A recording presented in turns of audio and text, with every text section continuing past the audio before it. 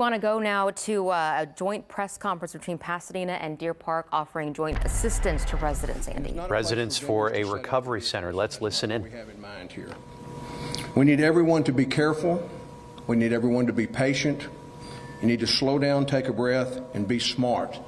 Don't get scammed. There's a lot of people out there that are not looking out for your best interest.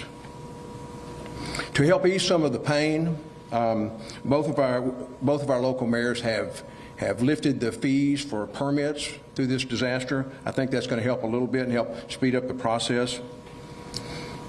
If you're a governmental agency or a nonprofit agency and you feel like you might be a good fit here and be able to help some people out, we'd ask if you'd email our Office of Emergency Management at oem@pasadenatx.gov.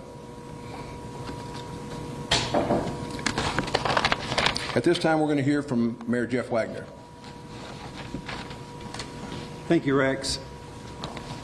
Again, I think Rex explained what this is and what this is not. It's very important for the community to realize we're here to help the citizens that the tornado touched. Here in Pasadena, we know that we've had 253 structures that was impacted, 26 completely destroyed, 122 where people are still able to live in their house. This is for those residents here in Deer Park, Pasadena, that the tornado actually touched. And we're going to do everything we can to make sure we give the information that they need so they can get back to living in their houses as fast as possible. You know, when this tornado hit here in, again, Deer Park in Pasadena, we've never seen a tornado with this kind of damage, I don't think, ever in the history of Pasadena or Deer Park. But we know this, as soon as that tornado touched down, we had plan A, B, and C in place. A was to go out and rescue people. By the grace of God, we didn't have to do that. There was no major injuries in this tornado, and it's unbelievable, and we thank God for that. Number two is, since we don't have to rescue people, we immediately had to assess the damage. We're doing that. The state's helping us do that.